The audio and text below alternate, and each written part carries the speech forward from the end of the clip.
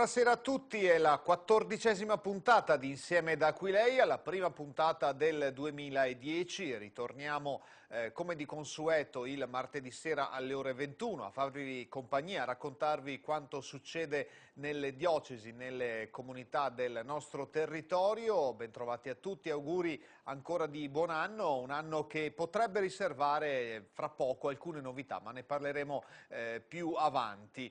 Un anno che si apre come sempre ricordando il nostro canale YouTube www.youtube.it/Telechiara Produzioni, dove potrete rivedere questa e le precedenti e anche le future puntate di Insieme da Aquileia. Come di consueto andiamo a dare spazio inizialmente al sommario della puntata. Andremo a Venezia ritornando sulla tragica vicenda, per fortuna non finita male, del tentativo di incendio ad un barbone da parte di un gruppo di giovani veneziani. Torneremo sulla vicenda cercando di fare un ragionamento e un passo avanti su quanto successo. E poi a Padova l'ordinazione di 2 nuovi diaconi permanenti. Torneremo anche sulla festività dell'Epifania con 2 racconti, da Marano Vicentino, l'Epifania vissuta con le comunità africane, e alla Basilica del Santo a Padova, l'arrivo dei Re Magi con tutti i bambini. Parleremo poi di turismo, di una particolare forma di turismo, meglio della pastorale del turismo, col Parc des Dolomites, il responsabile della pastorale del turismo di Padova, Don Massimiliano Zoccoletti. Poi ancora da Verona alcune importanti figure, la figura di Alcide De Gasperi, un uomo venuto dal futuro, una mostra in corso ancora per alcuni giorni, e poi 2 giornate di studio sul vescovo Giberti e una bella intervista al cantante, docente, scrittore, artista, uomo in genere, Roberto Vecchioni.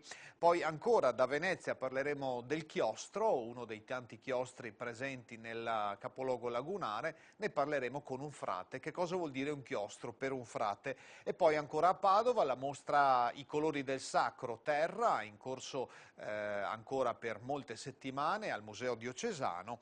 Una ricca puntata dunque che andiamo subito ad iniziando come detto dalla vicenda del tentativo di dare a fuoco il giaciglio di un barbone, un cittadino conosciuto come Marino a Venezia, vicino alla chiesa dei Frari. Tentativo per fortuna non andato a segno per la sua prontezza, e cerchiamo di ragionare insieme al servizio di Cristina Pagnin sul perché si è tentato questo gesto.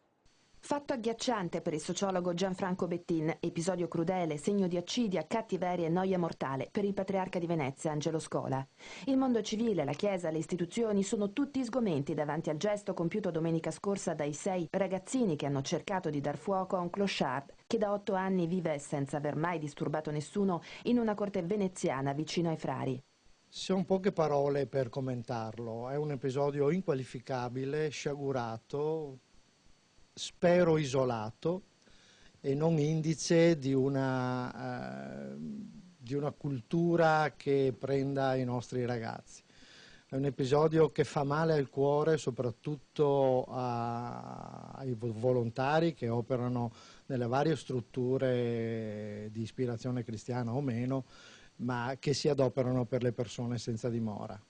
Ad essere sconvolto infatti è soprattutto il mondo del volontariato, le centinaia di persone che ogni giorno si prodigano per aiutare i circa 400 senza tetto che vivono in città. 6 mense aperte ai bisognosi, 5 punti di distribuzione viveri, 8 guardaroba, 3 mestre il centro storico, 4 dormitori per l'accoglienza notturna. Questo, dicono operatori e volontari, è un episodio isolato, anche se inquietante. E se i primi giorni dell'anno hanno dovuto purtroppo registrare un avvenimento così vergognoso, non va dimenticato che il 2010 si è aperto in tutt'altro modo. L'anno si è aperto con un bellissimo episodio di ragazzi giovani che si sono prestati ad animare l'ultimo dell'anno e il primo dell'anno alle persone povere e senza dimora nelle varie realtà, a Mira, alla Casa San Raffaele, a Betlemme a Venezia, alla Mensa di Caletizia a Mestre.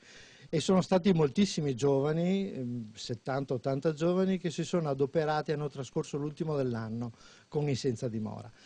Venezia, secondo la Caritas, continua ad essere un luogo sicuro e aperto agli altri. Certo, vicende come questa lasciano l'amore in bocca, ma anche la voglia di impegnarsi sempre di più, perché sia chiaro a tutti il primato della persona e del rispetto per ogni uomo. Intanto, il progetto Senza dimora continua e il 28 e il 29 gennaio chiunque potrà donare una coperta e portarla al punto di raccolta in campo San Bartolomeo. Da Venezia, con questa vicenda che poteva essere ben più triste, ci spostiamo a Padova per una bella notizia invece per la Chiesa di Padova, l'ordinazione di 2 nuovi diaconi permanenti ordinati dal Vescovo Antonio Mattiazzo. Si tratta di Lorenzo Marini e Pietro Zanocco, entrambi della provincia di Vicenza, ma diocesi di Padova. Con loro quindi sale a 38 il numero dei diaconi permanenti presenti in diocesi di Padova. Ci racconta la cerimonia dell'ordinazione Luisa Bertini.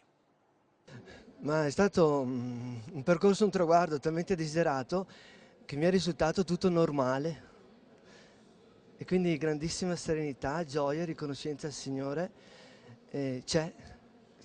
5 anni fa, prima di iniziare il cammino anche scolastico, mi chiedevo: Signore, se ce la farò, veramente esisti, e se non ce la farò, esisti lo stesso, esiste veramente in tutti i casi. Visibilmente emozionato alla fine della cerimonia che si è svolta nella chiesa dell'Opera della Provvidenza di Sant'Antonio, Pietro Zanocco, ordinato dal vescovo Antonio Mattiazzo, diacono permanente, fa riferimento al suo percorso. Nato a Tiene 44 anni fa, dove vive e lavora come consulente informatico specializzato, sta frequentando il 5° anno dell'Istituto Superiore di Scienze Religiose di Vicenza. Ha intrapreso il cammino diaconale ormai da anni. È stata una vita, un cammino di una vita. Non è sicuramente stato frutto di improvvisazione, ma tanti percorsi e tante esperienze che hanno fatto maturare questo. Quindi un cammino estremamente lungo, fra 15-20 giorni compio 44 anni ed è stato tutto costruito. Motivazioni e percorsi personali diversi hanno portato invece Lorenzo Marini, di 68 anni, che vive tra Lusiana e Venezia, dove frequenta il 2° anno dell'Istituto Superiore di Scienze Religiose San Lorenzo Giustiniani, ad abbracciare la stessa scelta.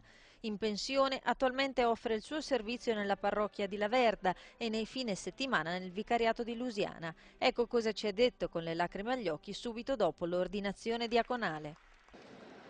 Io ho sempre amato molto la mia chiesa e ho sempre lavorato da laico in parrocchia, in vicariato, in diocesi, là dove c'era bisogno e dove mi veniva chiesto da parte dei nostri pastori.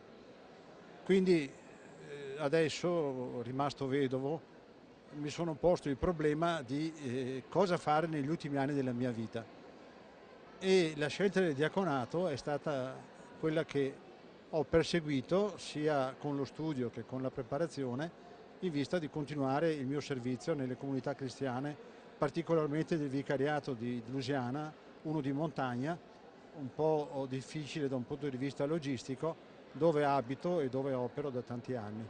Sono stato sempre molto fiero di essere laico, però mi hanno anche insegnato che quando uno diventa ministro della Chiesa rimane laico e aggiunge alla sua laicità anche il fatto di essere ministro. Quindi è spero un dono dello Spirito più grande, che mi dia maggior forza nel mio operare e che mi dia maggior speranza nella mia vita. Con loro sale a 38 il numero dei diaconi permanenti in diocesi di Padova. Ora un altro argomento, un'altra località, non solo aiuto per i più poveri, ma un cammino di vera e propria integrazione nella comunità. È quanto accade ed è accaduto a Marano Vicentino, dove la comunità africana della zona anima le sante messe con i canti della loro tradizione. Questo è successo anche nel giorno dell'Epifania, come ci racconta Valentina Voi.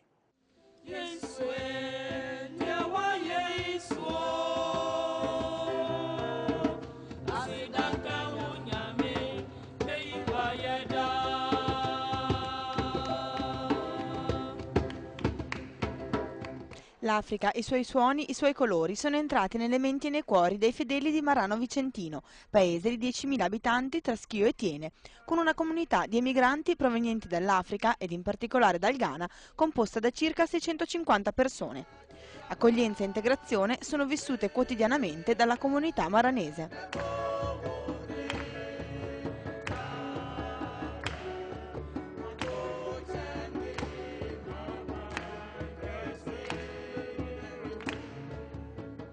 Le comunità di Maranese sono brave persone, anche perché quando mi ho fatto parte del consiglio pastorale, quindi quando mi sono entrato in quel gruppo ho saputo che hanno diverse, tutte le altre di comunità. Quando lo vedo, loro trattano bene tutti, se tu sei Liberia, Ghana, Nigeria, qualsiasi paese si trovano bene qui a Marano. Siamo qui tranquilli con loro, tutti siamo come cittadini. Come i re magi venuti da lontano, anche gli emigranti africani hanno portato in dono le loro tradizioni durante la Santa Messa dell'Epifania. Numerosi i canti che hanno animato la celebrazione, alternati a quelli della tradizione italiana.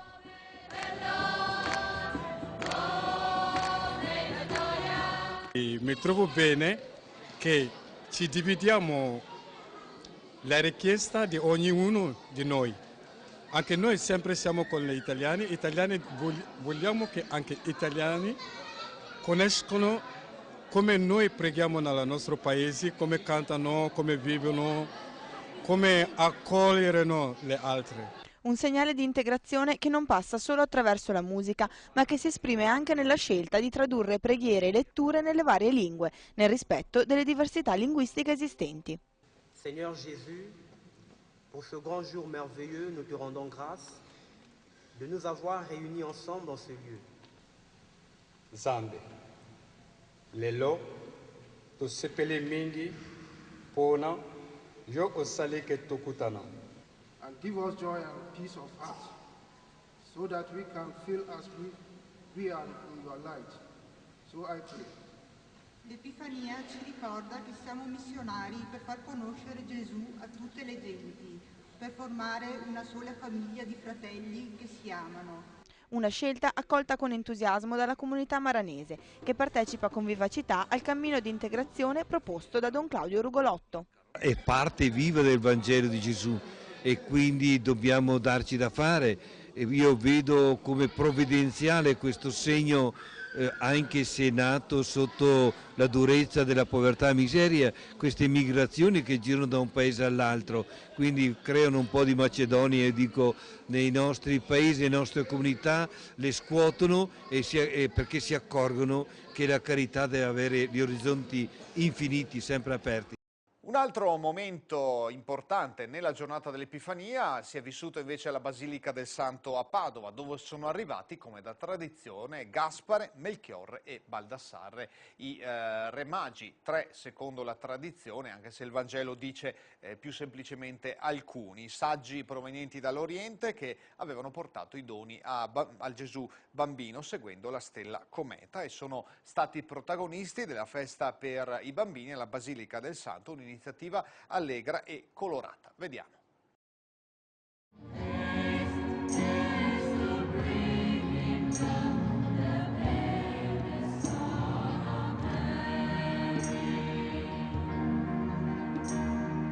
Li hanno attesi con trepidazione, li hanno accolti con canti di gioia. La Basilica del Santo, in occasione dell'Epifania, ha visto arrivare i re magi giunti dal lontano Oriente per adorare il bambino Gesù. L'attesa per i saggi orientali è stata animata dal coro dei giovani dell'Arcella che hanno celebrato l'Epifania con canti natalizi.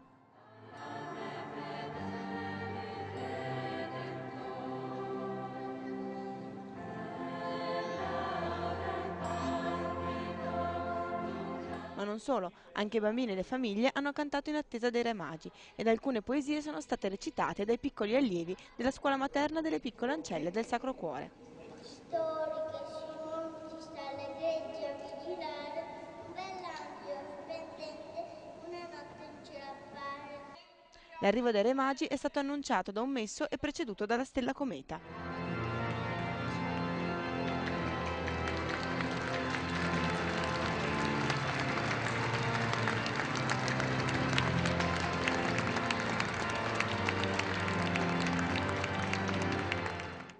3 re orientali hanno portato in dono oro, incenso e mirra. Colori, oggetti, profumi che vengono da lontano per adorare Gesù bambino. Ma i re magi oggi portano anche un messaggio di integrazione.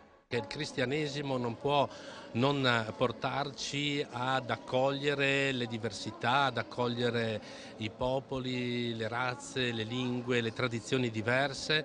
Ecco, il cristianesimo non può essere se non così come era Gesù Cristo, cioè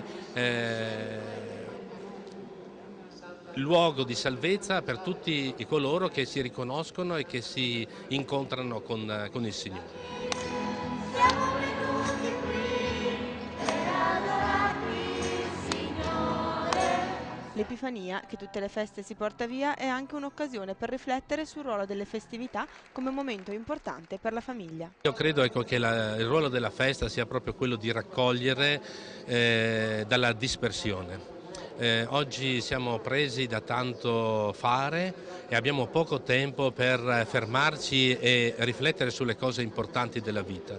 Allora credo che anche un momento come questo, che non ha, diciamo, una valenza liturgica, ma è un momento di festa all'interno della Basilica, che poi si concluderà con la benedizione dei bambini, possa diventare con questo momento in cui le famiglie si fermano e a loro viene dato un messaggio di notevole importanza, di fondamentale importanza, che è il messaggio della salvezza, che è il messaggio del Vangelo. Ora ci separiamo brevemente per uno spazio pubblicitario, poi torneremo a parlare di vacanze e di turismo. Certo, è appena finito il periodo delle settimane bianche, delle vacanze di Natale, ma è un tema che è sempre valido per la Chiesa, perché la Chiesa in molte diocesi ha proprio una persona incaricata di seguire la pastorale del turismo. Ne parleremo proprio con lui, ci raggiungerà qui in studio Don Massimiliano Zoccoletti della diocesi di Padova. Con lui parleremo di questo e anche di un'importante struttura che la diocesi di Padova ha e gestisce a Borca di Cadore. A tra poco.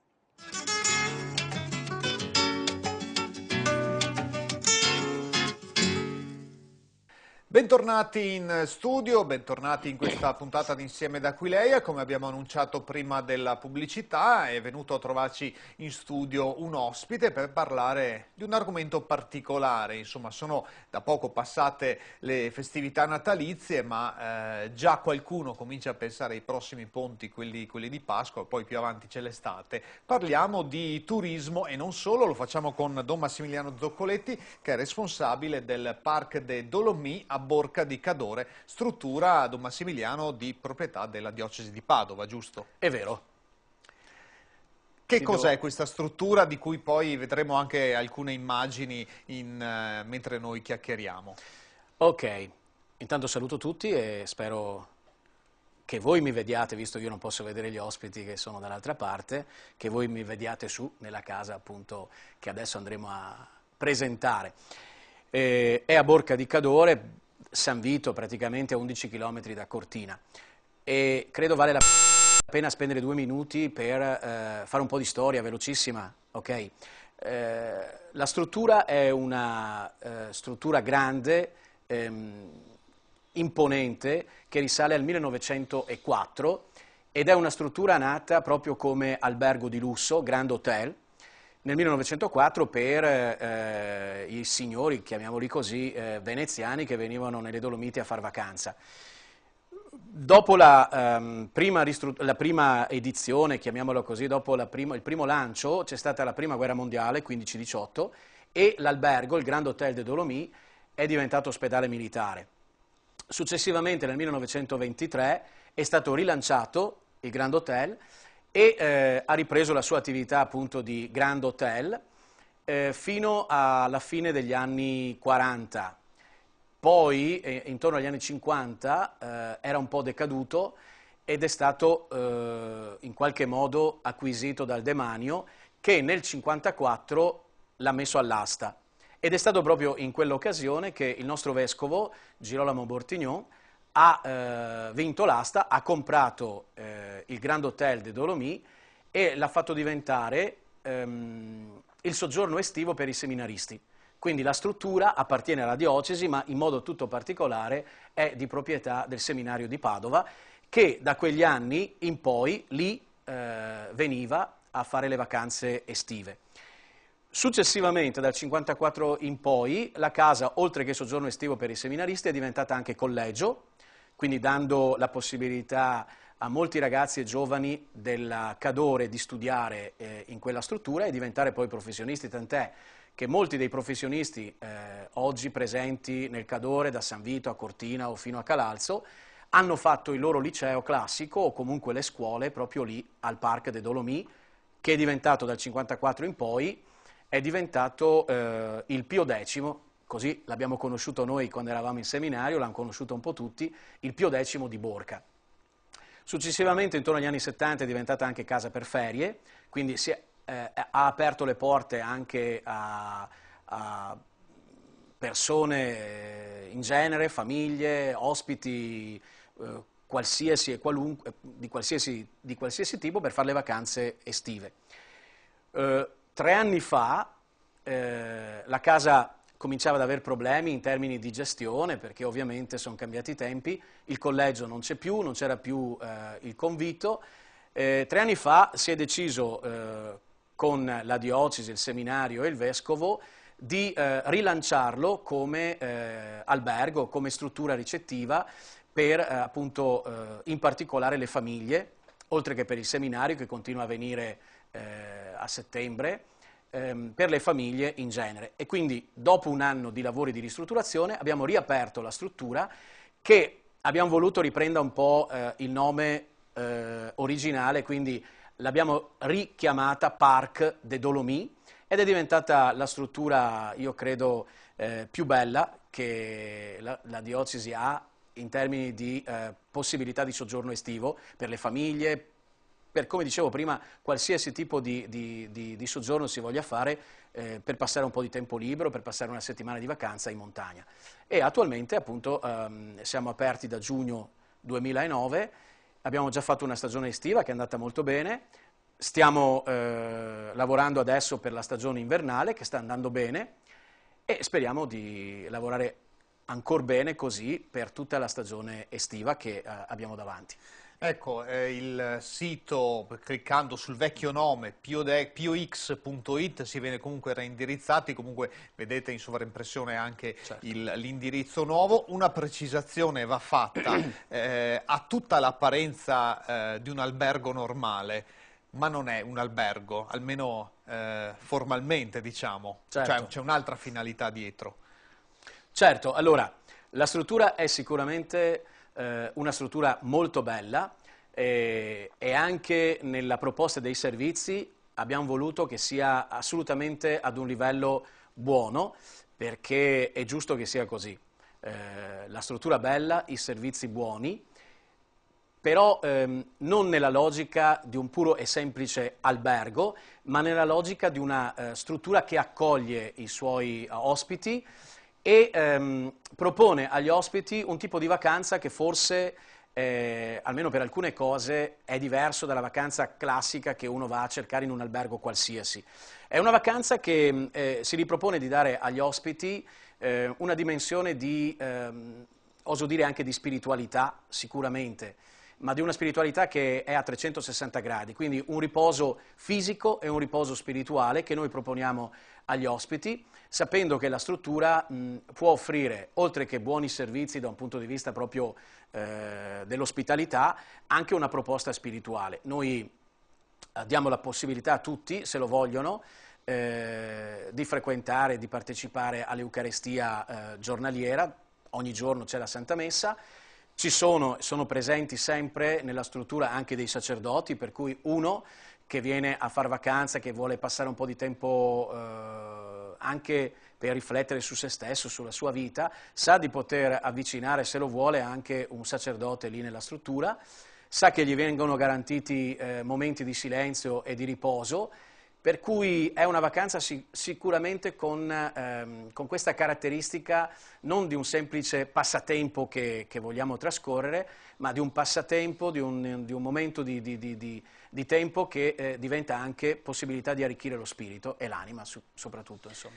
Non tempo da perdere, ma tempo da spendere, da investire. Ecco, in questo senso, Don Massimiliano, allora parliamo della finalità della pastorale del turismo. C'è una pastorale per i malati, per i sani, per i ragazzi, per gli anziani, per qualsiasi dimensione. L'uomo è anche sulla strada, è anche turista, e allora che cos'è la pastorale del turismo? Sì, non è che è semplice dare una risposta a questa domanda. Giustamente la Chiesa si interessa di tutto l'uomo, dell'uomo a 360 gradi, quindi come si interessa del lavoro, e c'è una pastorale del lavoro, come si interessa dello sport, c'è una pastorale dello sport, si interessa anche del tempo libero di una persona, quindi c'è una pastorale del tempo libero, e all'interno di quello che noi definiamo il tempo libero, che non è appunto un tempo perso, ma è un tempo speso e cercato per far altro rispetto al lavoro o agli impegni quotidiani, c'è anche appunto il tempo che noi dedichiamo alla vacanza o al turismo in senso più lato. Quindi c'è una pastorale del turismo. Che cosa vuol dire? Vuol dire che noi, come comunità cristiana, come Chiesa, siamo convinti che anche nel tempo passato per divertirsi o per riposarsi o per cercare tranquillità e serenità dalla vita quotidiana normale, magari stressata dal lavoro o da tutti gli impegni e i problemi quotidiani, anche in questo tempo c'è qualcosa che noi possiamo offrire perché appunto non diventi tempo perso, ma tempo che si arricchisce di una connotazione, di una proposta fortemente qualificata, e dal punto di vista spirituale. Quindi, come dicevo, c'è la possibilità, se uno lo vuole, anche di arricchire spiritualmente se stesso, ma anche semplicemente come un tempo che viene offerto per arricchire culturalmente la propria persona, per riposare il fisico ma anche la mente. E pastorale del turismo significa avere, in questo caso per quanto ci riguarda, avere una struttura che dia la possibilità all'ospite di vivere questa dimensione e tutto questo con estrema semplicità e serenità, senza dare l'impressione da una parte né di essere una casa di spiritualità, perché non lo siamo, né un semplice o puro albergo che ti apre le porte, ti dà da mangiare e da dormire e poi non si interessa più di te. Noi puntiamo molto all'accoglienza, ad un personale che, conoscendo la nostra identità, si presenta all'ospite come un personale capace di costruire, di creare, di proporre relazioni profonde, vere, di proporre appunto al di là di un'offerta sui servizi qualificata anche un momento di tempo dedicato allo spirito, alla cultura, allo svago organizzato. Quindi noi in genere, soprattutto durante l'estate, proponiamo serate culturali che possono essere sia di tipo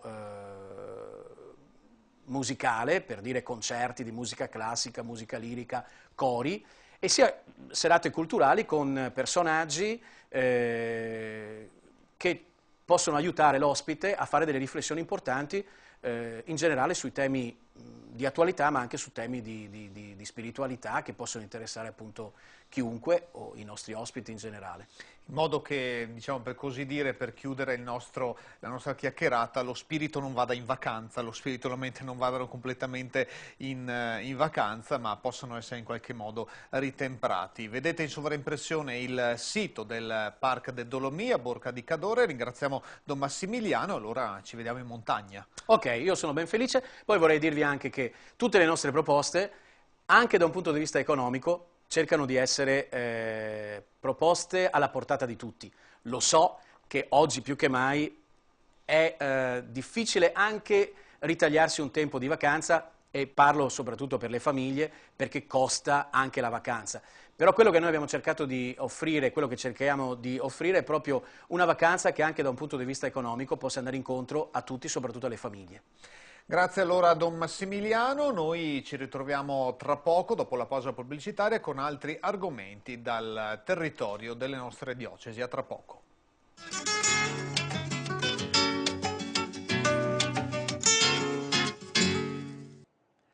Eccoci tornati in studio dopo la pubblicità, dopo aver parlato con Don Massimiliano Zoccoletti di turismo, di pastorale del turismo. Andiamo ora a parlare di un'importante figura della storia italiana, la storia abbastanza recente. Alcide De Gasperi, un uomo venuto dal futuro, è il titolo della mostra internazionale a 55 anni dalla scomparsa dello statista trentino. Mostra allestita ancora per alcuni giorni a Palazzo Forti a Verona, sede della Galleria d'Arte Moderna. Ce la racconta Gianfranco Tommasi. Il 19 agosto del 1954, nella sua residenza estiva di Sella di Valsugana, moriva Alcide De Gasperi.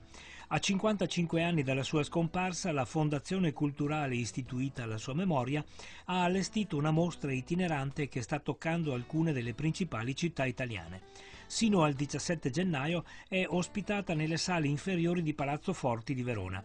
Dedicata al grande statista trentino, intende far scoprire alle giovani generazioni e ai meno giovani il ruolo e l'insegnamento morale dell'uomo politico De Gasperi, riconosciuto il più autorevole e onesto protagonista del difficile e tormentato periodo del dopoguerra.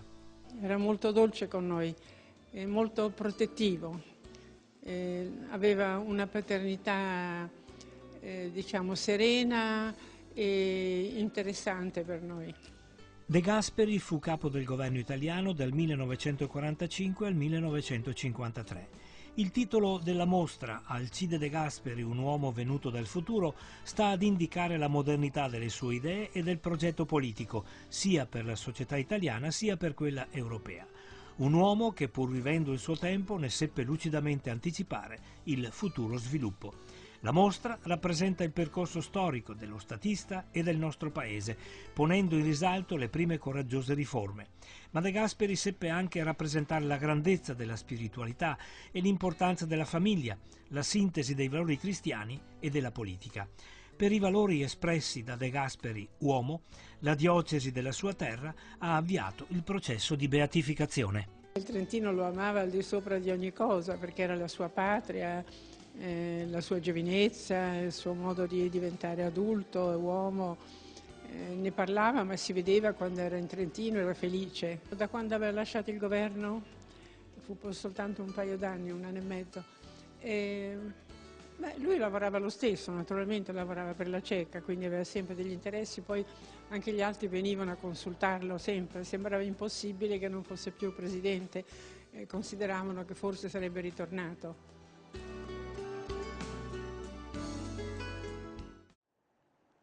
E da Verona con la mostra su Alcide De Gasperi ci spostiamo a Venezia, in un luogo dove siamo già stati alcune puntate fa, ma che vi riproponiamo svelandone un altro aspetto. È il convento di San Francesco della Vigna, Sestiere di Castello a Venezia, dove c'è, come in tutti i conventi, un chiostro molto bello. Sono due, uno più aperto al pubblico, l'altro invece più riservato ai frati, ma il chiostro proprio caratterizza i conventi, e proprio di questo abbiamo parlato con il parroco di San Francesco della Vigna, padre Adriano Campesato. Con lui, frate, abbiamo ragionato su che cosa voglia dire, che senso abbia il chiostro per un frate. Sentiamo.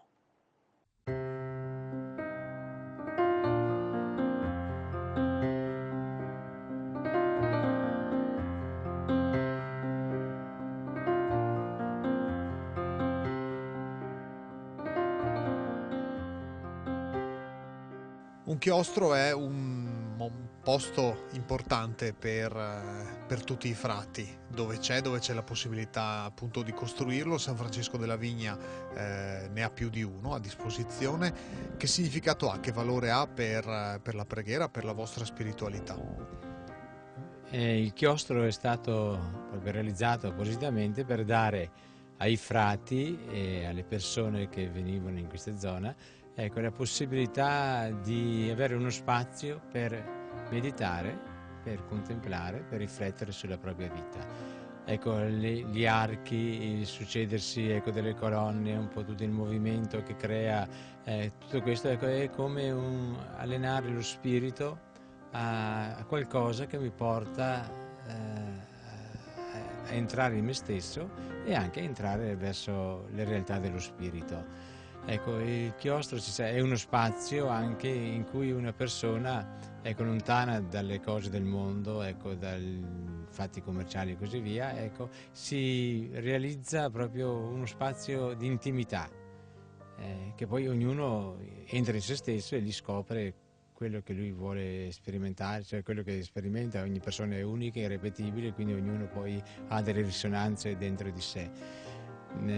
Aiuta nella preghiera, ecco, aiuta nella preghiera in quanto è uno spazio ritagliato, ecco, dal mondo. Aiuta nella preghiera anche perché è inserito in un contesto architettonico dove, ecco, tutte le linee portano a elevare lo spirito. Aiuta in più nella preghiera perché di solito i chiostri lontani dal mondo sono luoghi anche silenziosi, dove non ci sono rumori, almeno soltanto quando ci sono dei lavori va bene, ma normalmente, ecco, è il silenzio che regna. È come entrare, diciamo, biblicamente nel deserto, ecco, staccarsi dalle attività, ecco, mondane per entrare in uno spazio riservato allo spirito. Poi, ecco, ognuno fa la sua esperienza, come dicevo prima, e ogni esperienza è sempre unica e irripetibile per la persona che la fa. Ha citato le linee architettoniche, c'è anche un giardino che è curato, quindi anche questi, la bellezza, diciamo, è un elemento che aiuta. Ecco, c'è l'architettura e la bellezza della zona è un fattore determinante anche per aiutare la persona a scoprire la bontà che c'è in se stesso, a diventare buoni, ecco, per ciò che è bello, ciò che è buono. Quindi già una linea architettonica, già uno spazio verde con dei fiori, ecco, aiuta proprio a scoprire l'impegno per promuovere ciò che c'è di vero, di bello, di nobile in noi, dentro di noi e attorno a noi.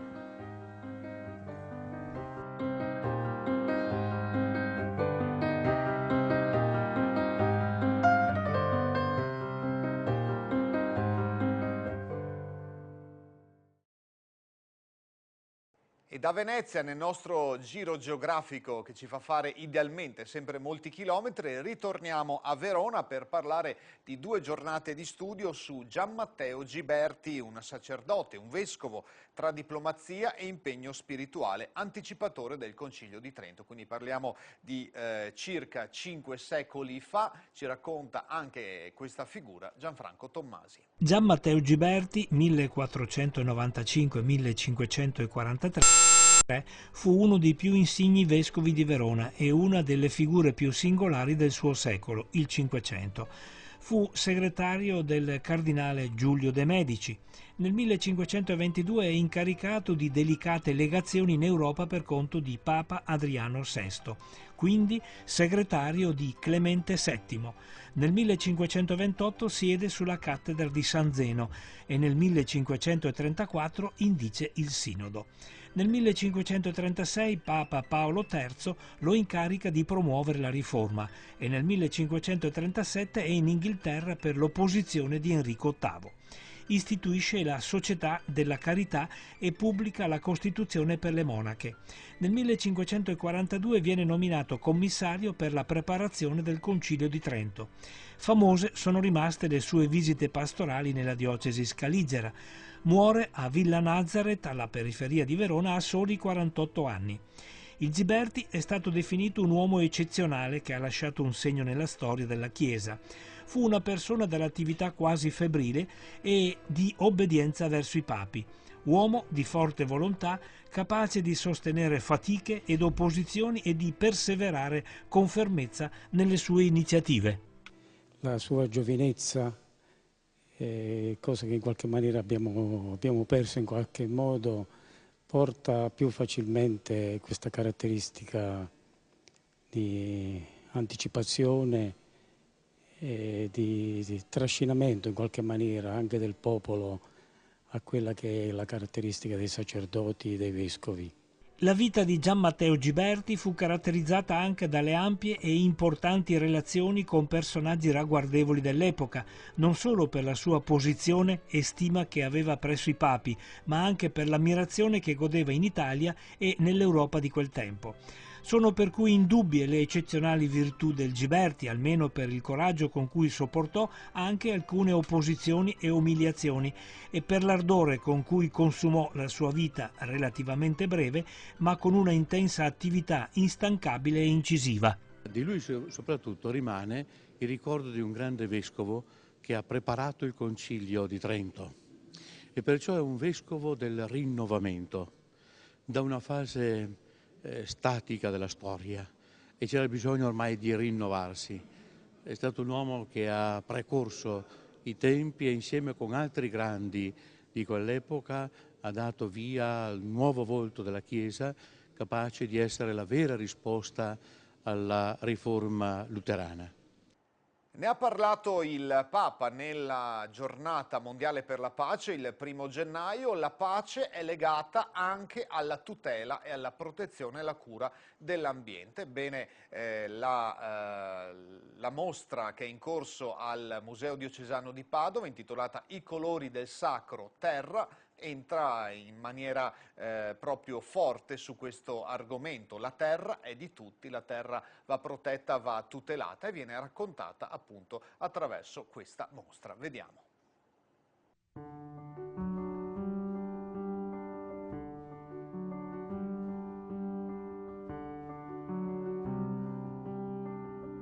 Sfruttata e calpestata, coltivata e conquistata.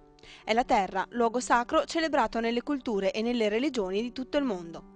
E proprio a questo elemento è dedicata la mostra Terra, i colori del sacro, rassegna internazionale di illustrazione ospitata dal Museo Diocesano di Padova. Quest'anno abbiamo deciso di fare una mostra monografica che si interessasse solo di un tema, la terra. Le altre volte c'era il sacro in generale e poi i diversi argomenti, quest'anno solo la terra, che ci è sembrata una scelta, e l'abbiamo visto, azzeccata, anche tenendo conto del numero enorme di opere che sono giunte veramente da tutte le parti del mondo. Sono state più di 400 le opere che sono giunte, quindi un lavoro grandissimo di selezione per arrivare alle 160 che sono esposte oggi in questa mostra. Un'occasione per un viaggio tra linee e colori di artisti provenienti da tutto il mondo. Una proposta per adulti e bambini per una riflessione sui grandi temi del sacro che parla un linguaggio immediato ma non per questo meno profondo. Sono illustratori di tutto il mondo, appartenenti quindi a culture e a religioni diverse, ma sono espressioni di un sentire e non è finalizzata a un uso liturgico, sono semplicemente delle immagini che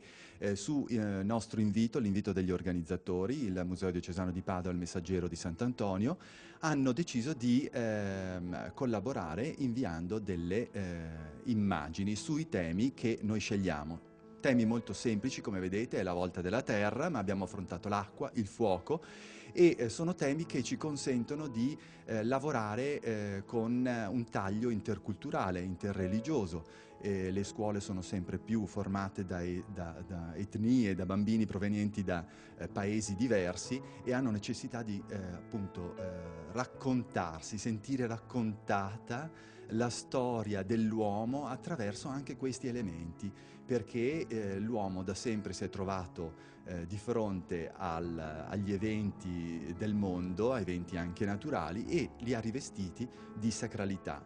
Illustrazioni che celebrano un elemento essenziale nella storia delle religioni. Contrapposta simbolicamente al cielo, la terra incarna la componente femminile del sacro. La terra ha simboleggiato la funzione materna che dà e riprende la vita. Dal continente africano alla religione cristiana, la terra è rappresentata alternativamente come madre e come casa di Dio. Da sempre oggetto di culto e non di sfruttamento, la mostra del Museo Diocesano ne celebra la sacralità.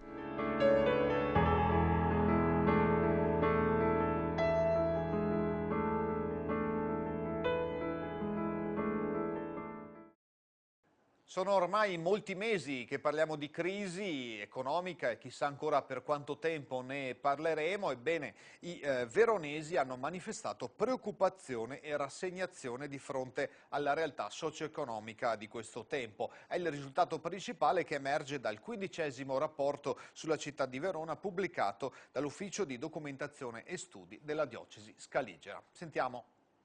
Il 15° rapporto su Verona, che è redatto dall'Ufficio di Documentazione e Studi della Diocesi e dalla Facoltà di Statistica dell'Università Scaligera, presenta una realtà che va tra la rassegnazione degli individui di fronte al cambiamento economico-sociale alle preoccupazioni di carattere etico-morale. Nello stesso tempo emerge la straordinaria vitalità delle associazioni di volontariato che nell'esprimere la solidarietà contribuiscono a lenire il disagio dell'attuale periodo congiunturale e di incertezze. Negli studi di quest'anno ci sembra di scoprire, no, di notare un certo maturare di una certa solidarietà di base. Parlo soprattutto di quella base che sono le famiglie, che in realtà insomma è la nostra società, dove emerge questa volontà di aiutarsi, di sostenersi, di scambiarsi anche dei servizi. La società veronese dunque rispetto alle altre realtà sociali, nonostante le incertezze, riesce a sopravvivere e adattarsi al difficile momento. Nello stesso tempo, di fronte a fatti dilittuosi che colpiscono la famiglia o il patrimonio, manifestano preoccupazione più delle difficoltà di convivenza e di carattere sociale ed etico che nascono dalla ormai massiccia presenza degli extracomunitari. Peraltro abbiamo anche un aumento che è decisamente più alto di quello nazionale di immigrati. E questo ovviamente, se da una parte contribuisce a riequilibrare la struttura demografica, crea qualche problema di integrazione. E in realtà il fatto che ci sia questa crescita notevole demografica è in larga misura ascritta all'apporto di quelli che vengono da extracomunitari o comunque da nazioni europee.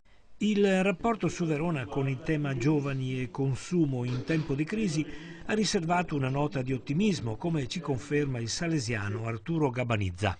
A Verona la famiglia ancora tiene e quindi i giovani non vedono completamente la crisi, perché la famiglia, diremo, li supporta ancora, nonostante tutto, ecco, nonostante tutto. Ci sono tutte le deviazioni, tutte quelle cose che noi ben sappiamo, però io sono salesiano, quindi sono speranzoso, perché ci sono anche piccole minoranze, però che cominciano a sviluppare questa attività, questo modo di essere nuovo. Ecco. Ora l'ultima interruzione pubblicitaria prima di incontrare un personaggio davvero significativo, di spessore, cantante, molti lo conoscono per questo aspetto, ma anche scrittore, è stato insegnante di liceo e genitore, un aspetto certamente non secondario. Parliamo di Roberto Vecchioni, che incontreremo tra poco in una lunga intervista.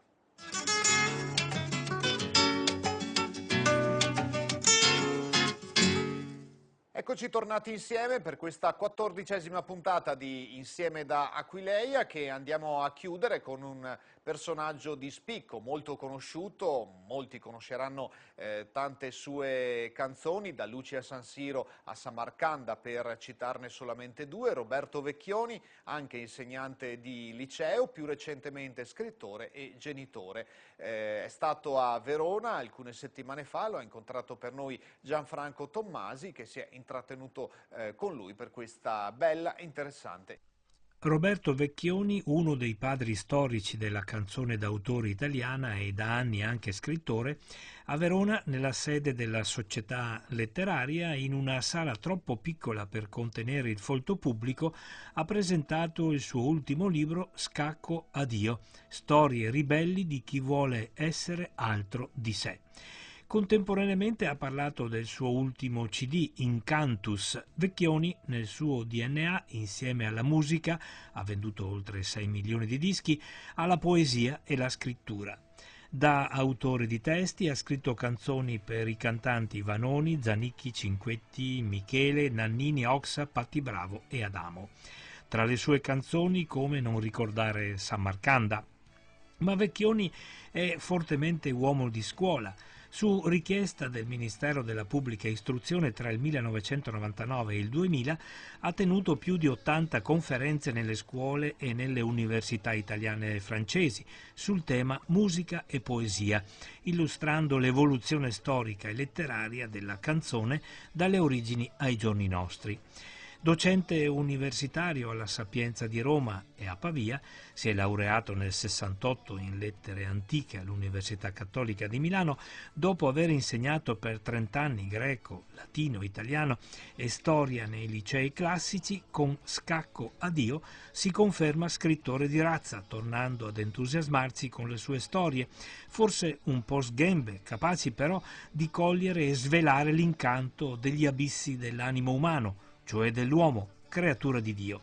Già, Dio, quel Dio che trova in Roberto Vecchioni un interlocutore critico, sagace, ma convinto alla follia della sua esistenza.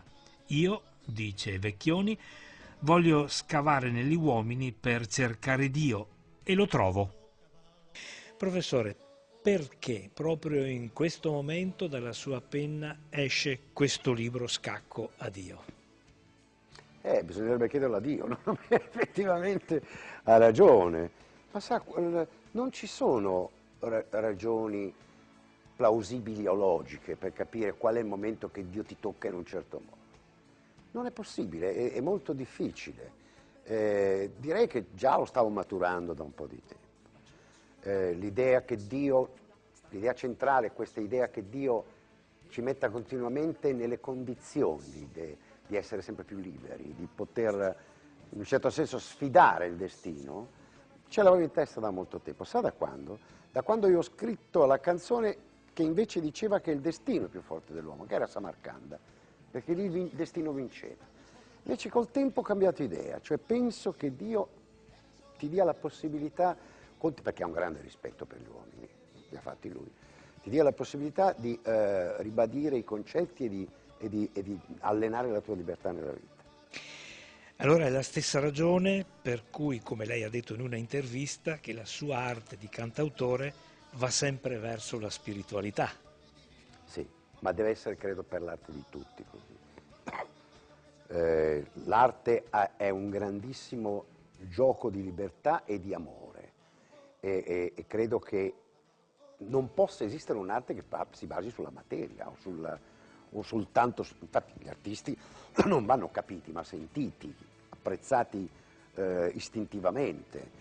L'artista, l'ho detto oggi alla presentazione del libro, è uno che ti mette i dubbi in testa, non è mica uno che te li acquieta, è un po' come Dio, è un po' come la fede, ti mette dei dubbi, mentre la scienza ci toglie i problemi, l'arte ce li dà i problemi perché vuole che noi reagiamo in questo modo e quindi l'arte deve essere spirituale sempre.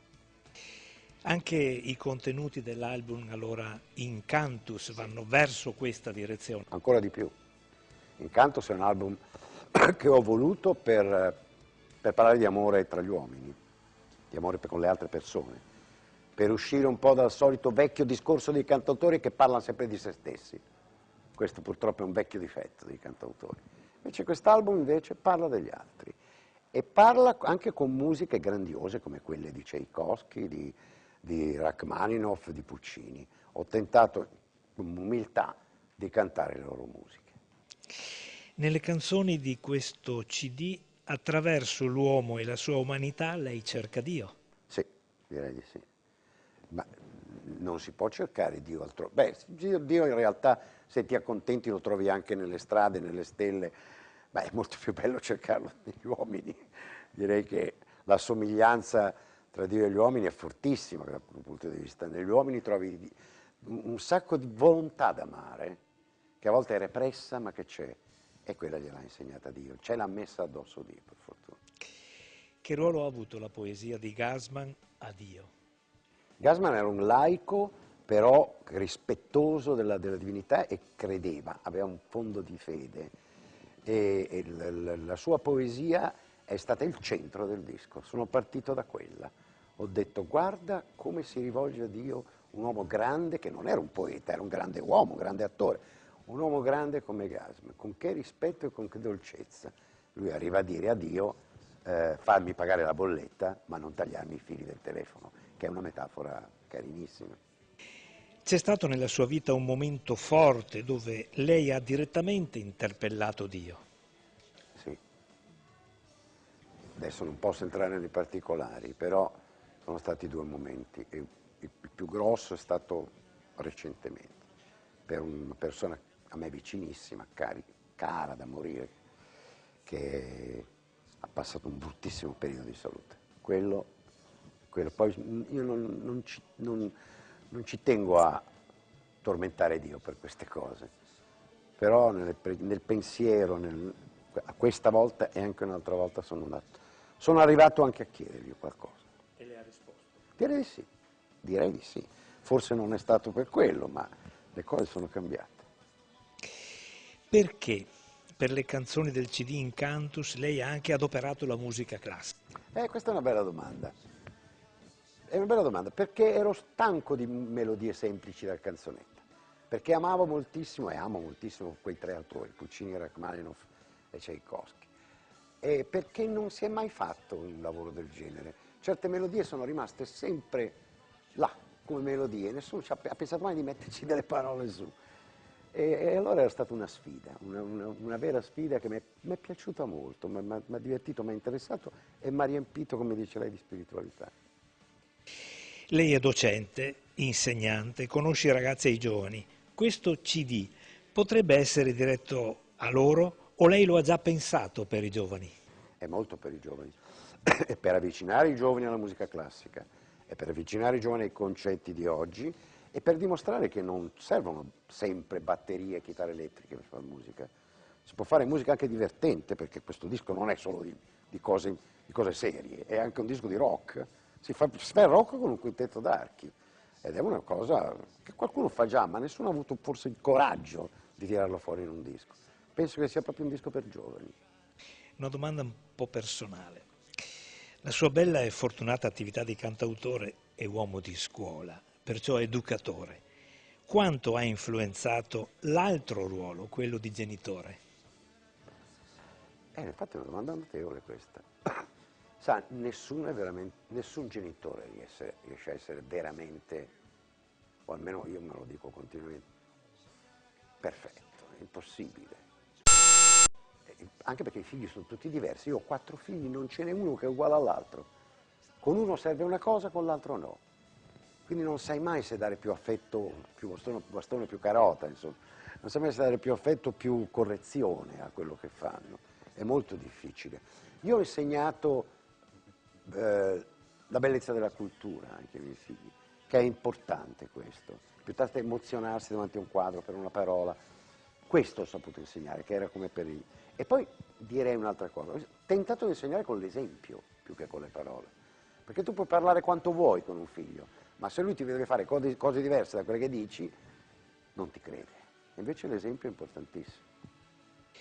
Si ritiene soddisfatto, è l'ultima domanda, sino ad oggi della sua attività di cantautore, docente, educatore e genitore? Ma io ho avuto anche di più di quello che dovevo avere, secondo me, con le cose difficili che facevo, perché ho fatto anche cose difficili in vita mia, troppe, canzoni difficili, complesse, pure hanno avuto un grande successo. Io non mi aspettavo e non mi aspetterò mai milioni di copie. A me piace la qualità, mi piace un certo gruppo di persone, non mi piace essere dozzinale, mi piacciono le cose originali, quindi mi va benissimo così. Certo che sono soddisfatto, però voglio ancora di più. Grazie di questa sua bella testimonianza. Grazie a lei. E auguri. Grazie mille. Cantautore e anche genitore. Ancora. Grazie a Gianfranco Tommasi, grazie a Roberto Vecchioni, grazie a tutti quelli che hanno contribuito a realizzare questa puntata di Insieme da Aquileia, la numero 14. Torneremo puntualmente il martedì sera alle ore 21, ma torniamo puntualmente quando volete, in qualsiasi ora del giorno o della notte, sul nostro canale YouTube www.youtube.it/Telechiara Produzioni nella sezione Insieme da Aquileia. A tutti grazie per l'attenzione e l'appuntamento alla settimana prossima.